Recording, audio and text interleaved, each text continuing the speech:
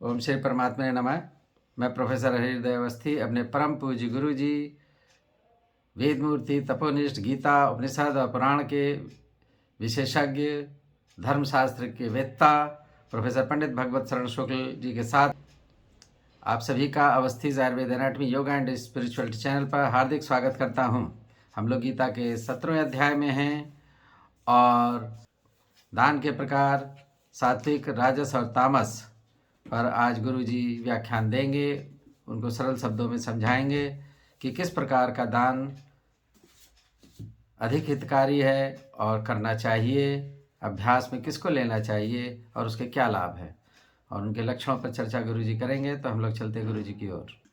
त्वमेव माता च पिता त्वमेव बन्धुश्च सखा त्वमेव विद्या द्रविणं त्वमेव सर्वं मम देव कृष्णाय वासुदेवाय हरये परमात्मने प्रणतः क्लेशनाशाय गोविंदाय नमो नमः। इस चैनल से संबद्ध सभी विद्वद्गण, सभी जिज्ञासु छात्रवृंद, सहृदय सज्जन वृंद एवं इस चैनल के संस्थापक तथा प्रबंधक आचार्य हरिहृदय अवस्थी जी, आप सबका इस गीता ज्ञान यज्ञ के शुभ अवसर पर स्वागत है। हम लोग श्रद्धा त्रय विभाग योग नामक 17वें अध्याय पर विचार कर रहे हैं, जिसमें अभी पूर्व में तपश्चर्या के सात्विक, राजस, तामस ये 3 स्वरूप कैसे बनते हैं और कौन इन तपस्याओं करता है, उसका क्या फल होता है, इस पर पूरी चर्चा पूर्व दिन में हुई है। आज हम लोग दान के विषय में चर्चा करेंगे कि सात्विक दान क्या है, राजस दान क्या है और तामस दान क्या है। सामान्य रूप से विचार करने पर तो ये ज्ञात होता है कि किसी को भी दान दिया जाए उसका फल अच्छा ही होता है, परंतु पात्र के हिसाब से दान की सात्विकता, राजसता या तामसता उसकी बन जाती है। तो दान का, जिसको हम दान दे रहे हैं, वो पात्र और दान देने की जो भावना है, उन दोनों को शुद्ध होना बहुत जरूरी है। इसी आधार पर भगवान कहते हैं, दातव्यमिति यद दानम दीयते नुपकारिणे देशे काले च पात्रे च तद्दानम सात्विकम स्मृतम।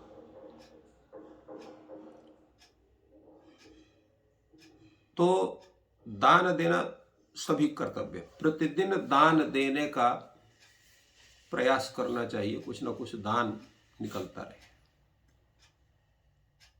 तो जो भी दातव्य वस्तु है जिसको आप दान देना चाहते हैं, वो किसको देना चाहिए? तो ऐसे व्यक्ति को नहीं देना चाहिए जो आपको हमेशा लाभ पहुंचाता हो, तो उसको प्रसन्न करने के लिए आप उसको दान में दे दें, ऐसा नहीं। भगवान कहते हैं अनुपकारिणे दानम दीयते। जो आपका उपकार न करने वाला हो, कहीं से ना आपको उपकार करने वाला हो ना अपकार करने वाला हो, एकदम उदासीन व्यक्ति जिससे आपको कोई बहुत विशेष संबंध नहीं, ऐसा व्यक्ति होना चाहिए।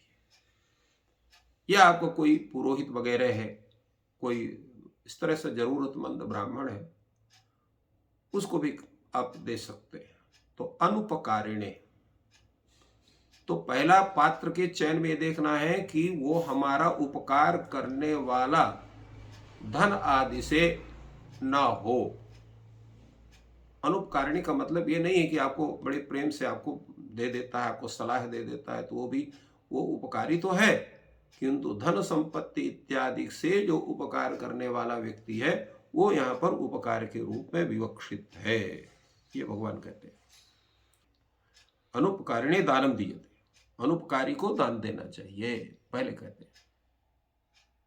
दूसरा क्या है,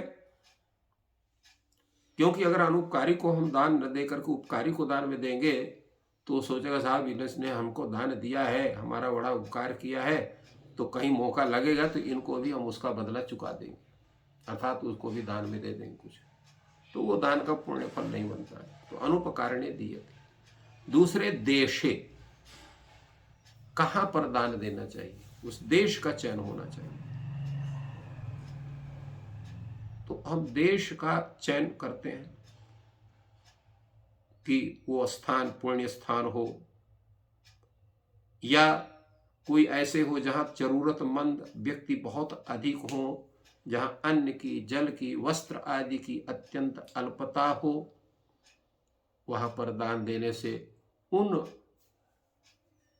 जिनको उस अन्न की, वस्त्र की, जल आदि की आवश्यकता है, वो उसको प्राप्त करते हैं तो अत्यंत प्रसन्न होते हैं, तो उनको दान दिया जा सकता है।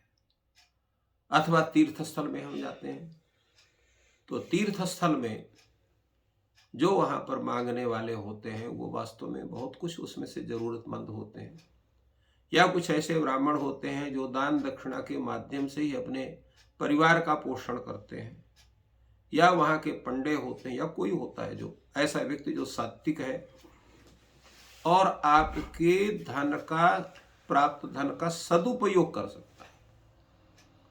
सदुपयोग का मतलब यह है कि उसका अपने भोजन में या अपने अतिथि सत्कार में, यागादि कर्म में लगाएगा।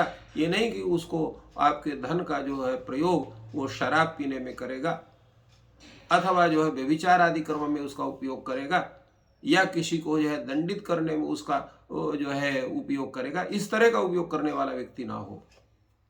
तो तीर्थ स्थल में और पर्व के समय पर, जो पर्व है तीर्थ स्थल में, जैसे हैं कुरुक्षेत्र है, हरिद्वार है, मथुरा है, काशी है, प्रयाग है, नैमिषारण्य जी वो तीर्थ है, इनको आप उचित देश कह सकते हैं। और उचित देश के साथ साथ उचित काल, उचित काल के लिए पर्व तिथियां ली जाती हैं। जैसे पूर्णिमा हो गया, वस्या हो गया, संक्रांत तिथि हो गई, एकादशी हो गया, द्वादशी हो गया, प्रदोष काल हो गया। तो ऐसे जो मुख्य काल हैं, पर्व हैं, उन पर्वों में देना चाहिए। किसको देना चाहिए? पात्र को देना चाहिए। पात्र कौन है? पात्र में 3 तरह के पात्र होते हैं। पहले पात्र है वो सात्विक, विचारशील, निरंतर स्वाध्याय, अध्ययन, अध्यापन, यजन, याजन, याग आदि कर्म में लगे हुए हैं, किसी बिना किसी भी प्रकार की किसी से इच्छा किए हुए अयाचित वृत्ति में रहते, किसी से मांगते ही नहीं। भगवान ने दे दिया तो ठीक है, नहीं दिया तो ठीक है। ऐसे अयाचित वृत्ति वालों को बिना मांगे उनको देना चाहिए। वो सबसे बड़े पात्र हैं। दूसरे पात्र कौन है? दूसरे पात्र हैं जो वास्तव में दरिद्र हैं, जिनके पास है ही नहीं है, भूखे हैं, प्यासे हैं, नंगे हैं, दरिद्र हैं, रोगी हैं, आर्त हैं, अनाथ हैं, या भयभीत हैं, या उनके पास कुछ नहीं। ऐसे जो आर्त प्राणी हैं उनको भी दान में देना चाहिए। इसी तरह जो संन्यास धारण कर लिए हैं, जो भिक्षावृत्ति करके ही अपने जीवन यापन करने वाले हैं, उनको प्राथमिकता पूर्वक उनको भिक्षा देनी चाहिए, उनको दान देना चाहिए। तो ये पात्र हैं। कुपात्र कौन है? जो आपके धन को प्राप्त करके उसको नशा पत्ती में, व्यभिचार आदि में या जुआ आदि में लगा करके उसका अब जो है उसका दुरुपयोग करते हैं, उनको दान नहीं देना चाहिए। वो अपात्र होते हैं, कुपात्र होते हैं।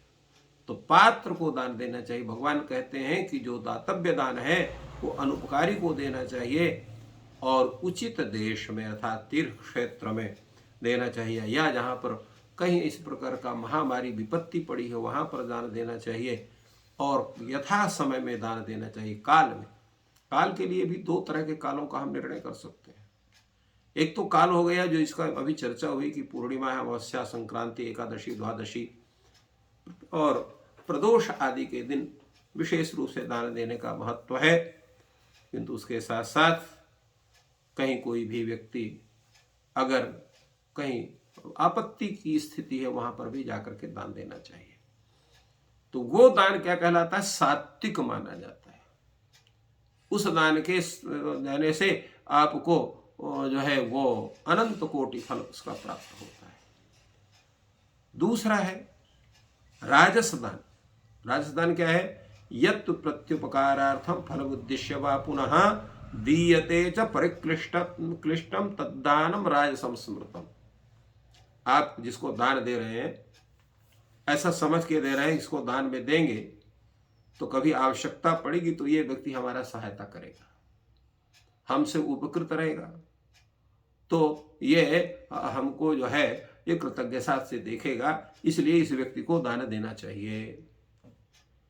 अथवा ये बताया गया कि इस विषय का आप दान करेंगे तो आपको फला देवता प्रसन्न होंगे, तो तत्त देवता विशेष के प्रसन्नता के लिए जो हम दान देते हैं वो फल को उद्देश्य करके दान दिया। या हम दान देंगे तो हमको बहुत पुण्य होगा, वो जो पुण्य होगा तो फिर हमको स्वर्ग आदि लोक की प्राप्ति होगी, तो स्वर्ग में भी हम मजा करेंगे, यहाँ तो मजा करवे करते हैं, ऐसा सोच करके दान देना, तो वो भी राजस दान हुआ। और दूसरा, आप जब दान दे रहे हैं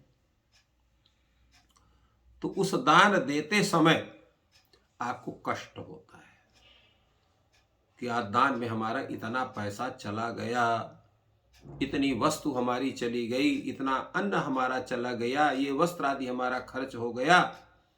देते भी हैं और साथ में शोक भी करते हैं, कष्ट भी का अनुभव करते हैं, तो वो दान भी आपका राजस्थान है। दान तो दे रहे हैं, परंतु दान देने के बावजूद भी अगर उसको कष्ट पूर्वक देते हैं, प्रसन्नता पूर्वक दान होना चाहिए। ऐसा हमने सुना है कि जब दान आप दे रहे हैं तो दाहिने हाथ से दान दे रहे हैं तो बाएं हाथ को पता नहीं लगना चाहिए कि दाहिने हाथ ने क्या दान दिया है। ऐसा भी है, अर्थात अपने दान देने के बाद अपने मुख से उसको कहना भी नहीं चाहिए। ये स्थिति है दान देने का, ये सात्विक दान का स्वरूप। और राजस दान का स्वरूप क्या है?